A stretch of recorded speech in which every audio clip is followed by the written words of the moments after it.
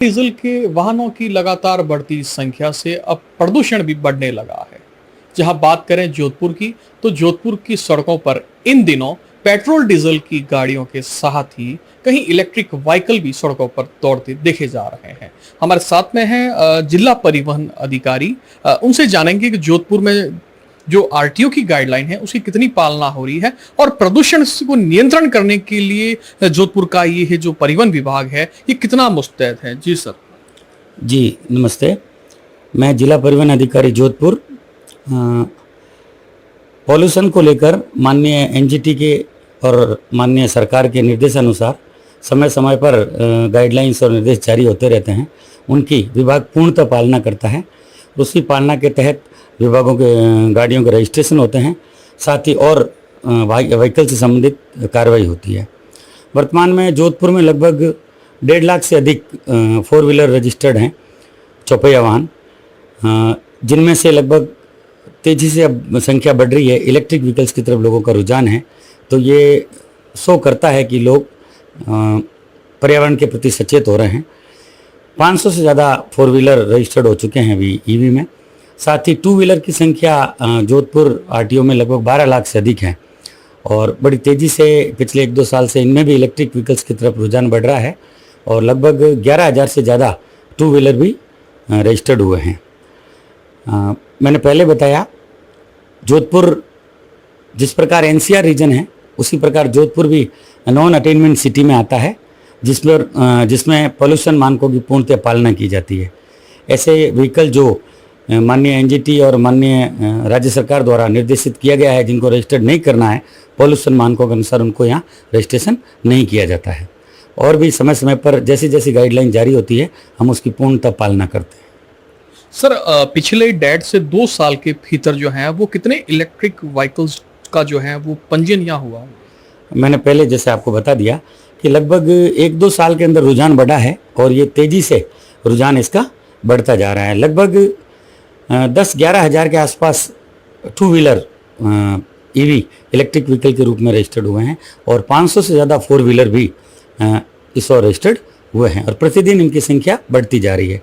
जिस प्रकार कंपनियां उच्च तकनीकी के मॉडल लेके आ रही है जो पर्यावरण फ्रेंडली है और माननीय न्यायालय के और एनजीटी के आदेशों की पालना करते हैं, उनको हम रजिस्टर्ड कर रहे हैं। जी सर, जोधपुर की सड़कों पर आज भी कहीं ऐसे वाहन हैं जो प्रदूषण फैला रहे हैं, जहां जो परिवहन विभाग है वो इन वाहनों के ऊपर जो कहीं गाइडलाइंस की भी जो है वो धज्जियां उड़ाते देखे जाते हैं, तो उनके ऊपर कार्रवाई को लेकर कितना मुस्तैद है? बिल्कुल, परिवहन विभाग बहुत लंबे समय से इस और मुस्तैद है और तेज़ी से कार्रवाई। प्रतिदिन हमारे इस प्रकार के वायलेशन करने वाले वाहनों के चालान बनाए जाते हैं, साथ ही साथ समझाइश भी की जाती है कि भाई ये पर्यावरण के लिए घातक है। पुलिस प्रशासन सभी मिलकर इस और तेज़ी से काम करते हैं। जिस प्रकार हमारा रोड सेफ्टी विंग काम करता है, लोगों से समझाइश करते हैं, उसी में आपने देखा होगा रोड साइड में आपको कई बार वैन नज़र आते हैं जब पीयूसी वैन लिखा होता है, तो ये पीयूसी वैन इसी पर्पस से हैं जो पॉल्यूशन अंडर कंट्रोल का सर्टिफिकेट जारी करते हैं और बिल्कुल हाई टेक्नोलॉजी युक्त उनमें मशीनें हैं। अगर कोई व्हीकल पीयूसी मानकों को पूरा नहीं करता है तो उनको पीयूसी जारी नहीं होती है। बिल्कुल। तो ये थे जिला परिवहन अधिकारी जिन्होंने विस्तार से बताया कि जोधपुर में जहां करीब 12 लाख से अधिक जो हैं वो 4 पहिया वाहन हैं, जिसमें पेट्रोल, डीजल और जो वाहन सम्मिलित हैं, वही जो कहीं 500 से अधिक ऐसे वाहन भी हैं 2 व्हीलर जो इलेक्ट्रिक हैं और लगभग जो है करीब 1 से 1.5 वर्ष के भीतर जो है वो इलेक्ट्रिक व्हीकल के पंजीयन की भी है वो संख्या बढ़ी है। जहां कह सकते हैं जोधपुर की सड़कों पर भी जो प्रदूषण फैलाने वाले वाहन हैं उनके ऊपर कार्रवाई को लेकर भी जो है वो जिला परिवहन जो विभाग है वो पूरी तरीके से नजर बनाए हुए हैं और उन पर रिकॉर्ड कार्रवाई भी की जा रही है। जहां कह सकते हैं पर्यावरण की दृष्टि से इन अधिकारियों के सकारात्मक रूप कहीं रूप में धरातल पर कारगर भी साबित हो रहे हैं। जोधपुर से एनडीटीवी के लिए मुकुल परिहार। जोधपुर में लगातार वाहनों की संख्या से प्रदूषण की संख्या भी काफी बड़ी है। देश के 100 प्रदूषण में सबसे प्रभावित शहरों में शामिल जोधपुर में भी इन दिनों बढ़ती वाहनों की संख्या से जो है वो पर्यावरण भी काफी प्रभाव पड़ा है और वहीं इसके कारण जो है कुछ लोग हैं उनसे भी हम बात करेंगे। सर, जो है प्रदूषण काफी प्रभावित हो रहा है, लगातार वाहनों की संख्या बढ़ रही है। गाड़ियों में चार्ज दिखाते नहीं है, धुआं निकल रहा है गाड़ियों के अंदर, जांच कराते नहीं है। पुरानी गाड़ियां खूब हो रखी है, उनको तो लाइसेंस दे रखा है गवर्नमेंट ने।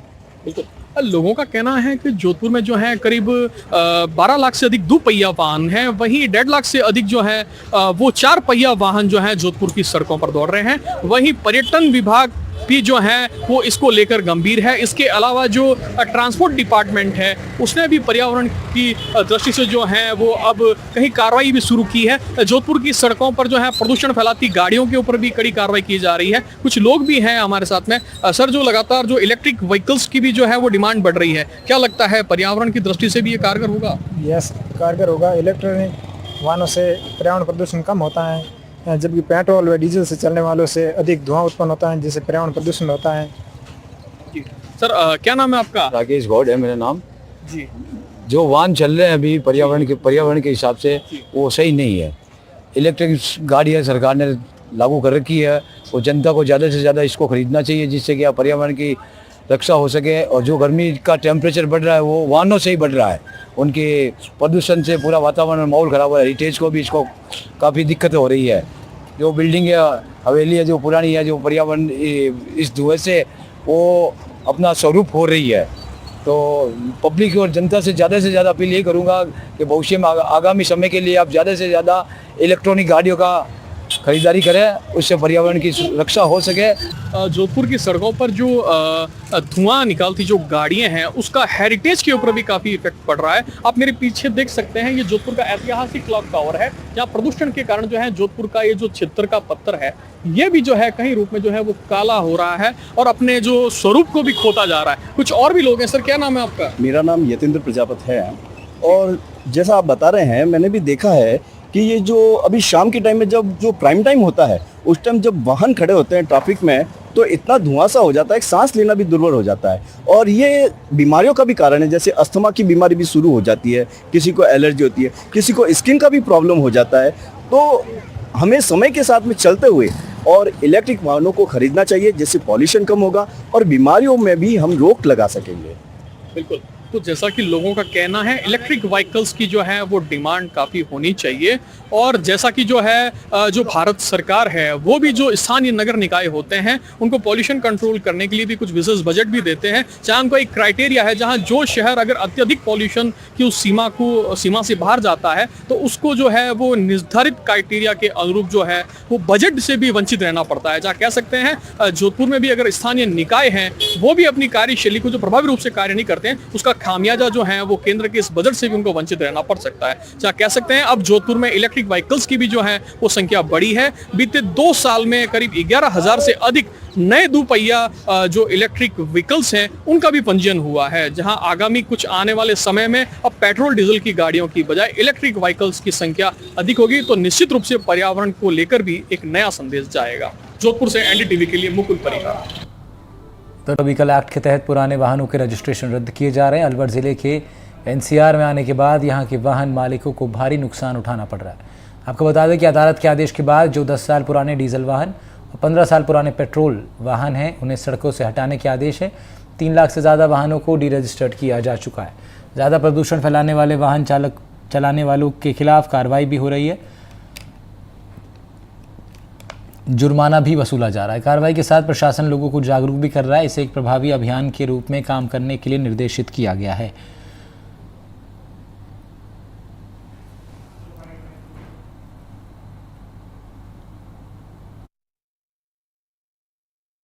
मैं बता दूं आपको, अलवर भरतपुर के अलावा खेड़तल तिजारा भी एनसीआर में आता है। अब एनसीआर में टोटल 5 डिस्ट्रिक्ट हो गए हैं। इसमें डीग है, भरतपुर है, अलवर है, कोटपुतली बहरोड का कुछ हिस्सा आता है और खेड़तल तिजारा है। अभी वर्तमान में जो प्रदूषण नियंत्रण की बात है तो इसमें कल ही अलवर में कमीशन ऑफ एयर क्वालिटी जो मैनेजमेंट नई दिल्ली के चेयरमैन साहब ने आके मीटिंग करी है, जिसमें जितने भी संबंधित विभाग हैं 5 डिस्ट्रिक्ट के, उन सब के हेड आए थे और कल मुख्य मुद्दा था प्लांटेशन ग्रीनरी को लेके। इसमें डीसीएफ अलवर नोडल है और सभी विभागों को लक्ष्य दिए गए हैं और लास्ट ईयर से 20% बढ़ा के दिए गए हैं। तो अगर जैसा उन्होंने कल बोला भी था चेयरमैन साहब ने कि राजस्थान के अंदर और विशेषकर एनसीआर में अभी वर्तमान में प्लांटेशन की स्थिति ज़्यादा अच्छी नहीं है, तो इसके लिए एक टारगेट सेट किया गया है कि अधिक से अधिक प्लांटेशन अगर होगा तो टेम्परेचर भी कम होगा, दूसरा जो वायु प्रदूषण है और एक्यूआई है तो निश्चित रूप से प्लांटेशन कम करता है। अलवर एनसीआर को लेकर के मोटर व्हीकल्स एक्ट में भी नियम है। ये बहुत महत्वपूर्ण विषय है कि जो परिवहन व्यवस्था है उसके अंदर कमीशन के डायरेक्शंस है और इसमें ट्रांसपोर्ट डिपार्टमेंट भी काफ़ी अहम भूमिका है। अभी last month ACS transport madam ने एक मीटिंग ली थी जिसमें पांचों जिले के कलेक्टर साहब, एसपी साहब और ट्रांसपोर्ट डिपार्टमेंट के और जो सभी लोग उसमें मौजूद थे। तो उसमें मुख्य यही मुद्दा था कि 10 साल और 15 साल से पुराने जितने भी व्हीकल है वो एनसीआर में अलाउड नहीं है। पहला तो मुद्दा ये है, तो वो 100% डी रजिस्टर होने चाहिए और उसके बाद में वो स्क्रैप के अंदर जाने चाहिए कि वो एक बार डी रजिस्टर होने के बाद में चल नहीं सकते। तो कम्प्लीटली बैन है 10 से 15 साल के। इलेक्ट्रिक व्हीकल्स का जो हाँ। चलन बढ़ा है, क्या वो आ रहा है? बिल्कुल आ रहा है। अभी संख्या और आंकड़े भी ये हर महीने इनके द्वारा दिए जाते हैं जो कि कमीशन ऑफ एयर क्वालिटी को हम भेजते हैं। इसके अलावा जो कमीशन मेन मुद्दा ये है कि जो मिनिस्ट्री ऑफ अर्बन और हाउसिंग अफेयर्स का है उसका एक पैमाना है, उसके अकॉर्डिंग ट्रांसपोर्ट डिपार्टमेंट को वर्तमान स्थिति में क्या स्थिति है, तीनों एनसीआर अपने पूरे पांचों डिस्ट्रिक्ट की स्थिति और आगे उनको किस तरह से वो ई बसेज मतलब जो इलेक्ट्रिक व्हीकल वाली बसेज है और पीएनजी सीएनजी से जो ऑपरेट होंगे व्हीकल उसका पूरा एक स्ट्रक्चर बना के देना था और उन्होंने सबमिट किया है।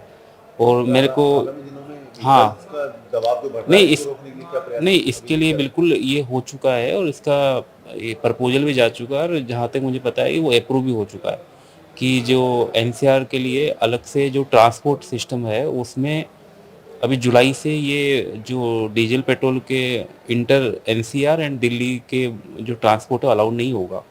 तो कॉमन ट्रांसपोर्ट है वो सीएनजी पी जुलाई से ऑलरेडी डायरेक्शन ऐसी है कि उनके सख्ती रहेगी अब बिल्कुल 100% और यूएल भी और ये जो अपने यहाँ पे जो सिटी परिवहन है वो यूएल भी देखता है नगर निगम और ट्रांसपोर्ट डिपार्टमेंट। इन्होंने ऑलरेडी जो व्हीकल नए आने हैं उनका ऑर्डर हो चुका है इनके अपने स्टेट से। पुराने वाहनों को लेकर घूम रहे हैं लोग, उन पर सख्ती अब नजर आएगी। 100% होगी। ट्रांसपोर्ट डिपार्टमेंट उन पे फाइन लगा ही रहा है और उसको इंटेंसिफाई करने की ज़रूरत है, उसको और ज़्यादा अधिक से अधिक संख्या में करना चाहिए क्योंकि सब अगर बात की जाए वायु प्रदूषण की तो सबसे मेजर जो रोल है वो डस्ट का है, उसके बाद फिर वेहिकुलर ट्रांसपोर्ट इसका आता है कि वाहनों से होने वाले प्रदूषण का बहुत बड़ा इम्पैक्ट होता है।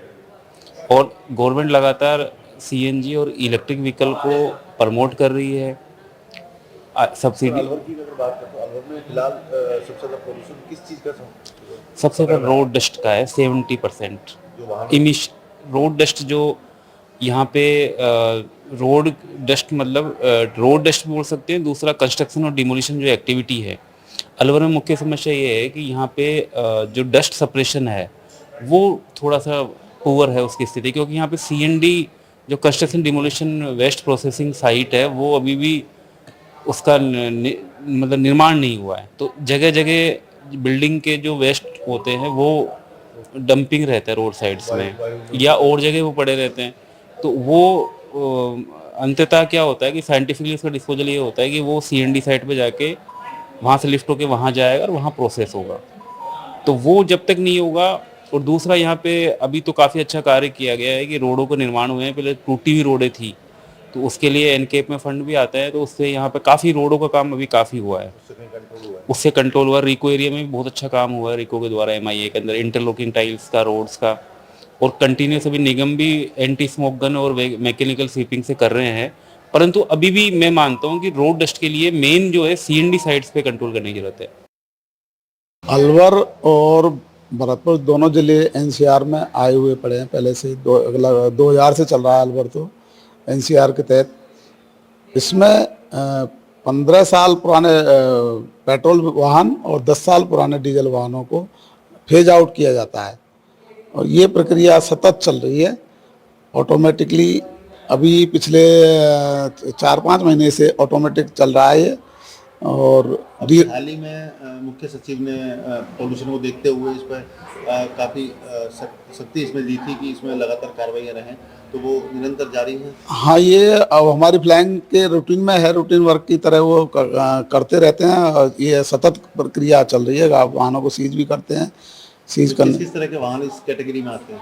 जिनको 10 साल हो चुके हैं और जिन्होंने कहीं पेट्रोल के 15 साल के हो चुके हैं और जिन्होंने कहीं अपना ट्रांसफर भी नहीं कराया और यहाँ से फेज आउट नहीं हुए हैं, तो उन गाड़ियों को हम सीज करते हैं। 15 साल के बाद जो भी व्हीकल 15 साल का हो जाता है, क्या इसमें टू व्हीलर भी शामिल है?